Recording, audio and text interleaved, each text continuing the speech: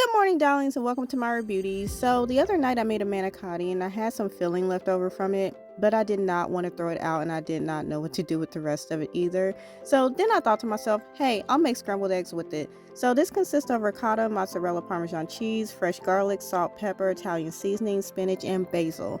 So I'm going to crack me 2 eggs and a little bit of that mixture. I didn't measure it, don't know how much I put in there, but I just put it in there and started whipping it up. I added a little bit more salt and pepper too for a little bit more flavor. And so when we're done with that, I got some fresh bread from the deli. I think this is called mountain white bread. I'm actually going to put the eggs on top of the toast. So that's my nice uneven slice that I cut. And I also want some avocado with this, and I suck at cutting avocado too. So, you know, it's going to be just as uneven as the bread. So that's fine.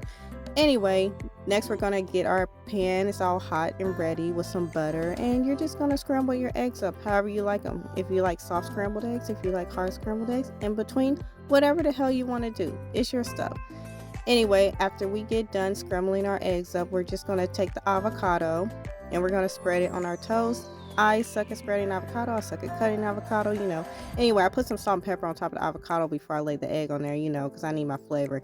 Next, I'm pouring on some chili oil just for a little bit of spice. And I got my Italian herb seasoning grinder and I'm putting that on top. And need to cut it because, it's kind of big. So it's time for the taste test. Yes, it's actually really good. I really like it. So we'll do that again. Thanks so much for watching. Love you.